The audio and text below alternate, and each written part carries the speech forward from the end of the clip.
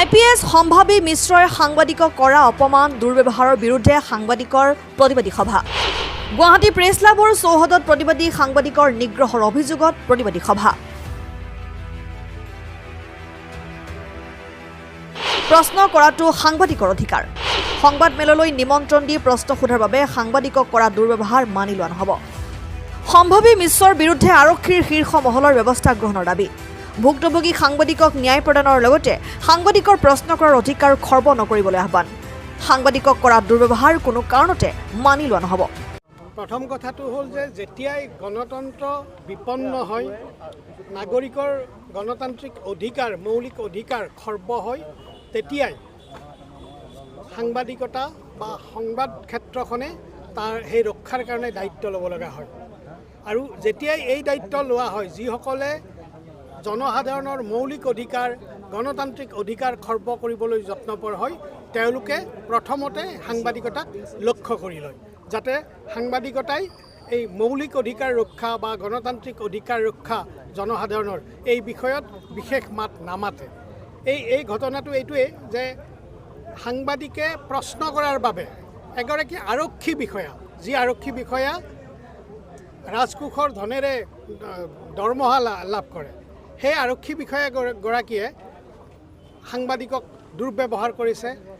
এই যিটো কথা, এই কথাত বৰ লক্ষণীয় কথাটো হ'ল যে চৰকাৰে সাংবাদিকসকলৰ প্ৰতিবাদৰ পিছতো সম্ভাৱী মিশ্ৰ নামৰ সেই আৰক্ষী বিষয়াগৰাকীৰ বিৰুদ্ধে এতিয়ালৈকে কোনো ব্যৱস্থা লোৱা নাই।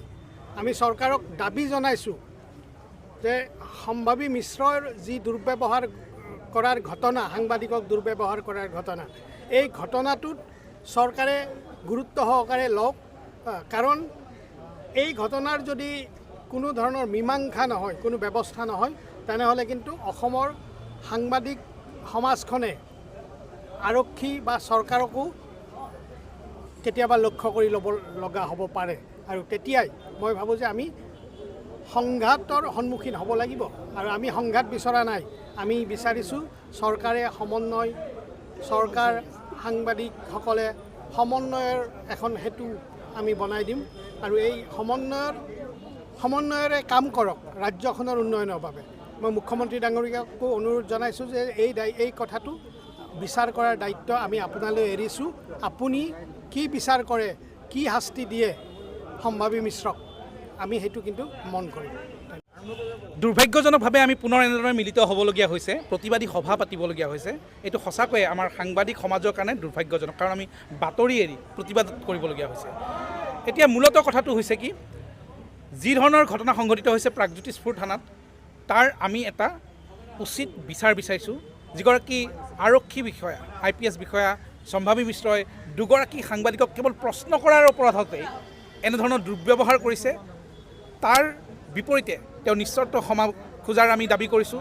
তাৰ বিৰুদ্ধে আৰক্ষীৰ উচ্চপদস্থ বিষয়াসকলে উচিত বিচাৰ কৰাৰ আমি দাবী উত্থাপন কৰিছোঁ। মুখ্যমন্ত্ৰী মহোদয়ৰ ওচৰতো আমি সেই দাবী উত্থাপন কৰিছোঁ।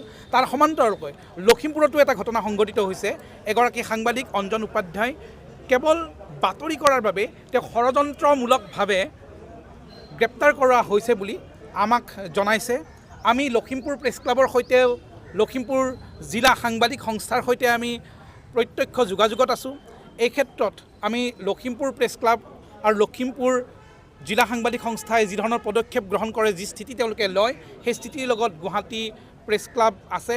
আমাৰ সমৰ্থন আৰু প্ৰতিটো পদক্ষেপলৈ আমাৰ সহযোগিতা আছে। সেই কথাখিনি আমি এই স্থানৰ পৰা বাৰ্তাটো দিব বিচাৰিছোঁ। সাংবাদিক নিগ্ৰহ বা সাংবাদিকৰ কণ্ঠ ৰুদ্ধ কৰাৰ যি চেষ্টা, সেয়া আজিৰ কথা নহয়, বহুবাৰ এই হৈ গৈছে।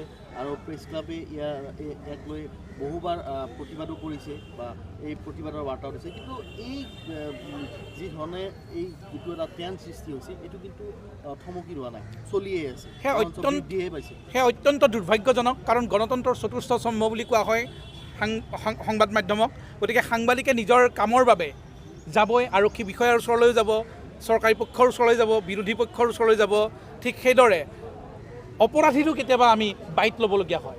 অপৰাধীৰ কথা আমি নাজানো, কিন্তু যেতিয়া দায়িত্বশীল আৰক্ষী বিষয়া, দায়িত্বশীল মন্ত্ৰী বিধায়ক সেয়া শাসক পক্ষৰে হওক বা বিৰোধী পক্ষৰ বিধায়কে হওক তেওঁলোকে সাংবাদিকক দুৰ্ব্যৱহাৰ কৰে তেতিয়া কিন্তু মনত কষ্ট হয় আৰু লগতে এই কথাখিনিও আমি জনাই দিব বিচাৰোঁ যে প্ৰশ্ন কৰাৰ অধিকাৰৰ পৰা আপোনালোকে আমাক বিৰত ৰাখিব নোৱাৰিব প্ৰশ্ন কৰাৰ অধিকাৰটোৱে হৈছে সাংবাদিকৰ প্ৰথমটো অধিকাৰ একমাত্ৰ অধিকাৰ গতিকে প্ৰশ্ন কৰিমেই সেই প্ৰশ্নৰ পৰা আপোনালোকে উত্তৰ যি ক'বলগীয়া আছে ক'ব সেই উত্তৰ আমি জনসাধাৰণৰ ওচৰলৈ লৈ যাম সেই আমাৰ দায়িত্ব আমাক সেই দায়িত্ব পালন কৰিবলৈ দিয়ক আমাৰ সেইটোৱে অনুৰোধ সেইটোৱে আমাৰ আহ্বান গতিকে আমি সেইখিনি কথাই বিচাৰিছোঁ যে প্ৰশ্ন কৰাৰ অধিকাৰৰ পৰা আমাক বিৰত নকৰিব আমাক বাধ্য নকৰাব যে সাংবাদিকতা এৰি বাতৰি সংগ্ৰহৰ কাম এৰি আমি প্ৰতিবাদী কাৰ্যসূচীত নামো তেনেধৰণৰ পৰ্যায়লৈ আমাক নিনিব এয়া আমাৰ আহ্বান এয়া আমাৰ অনুৰোধ news desk report N24 Assam।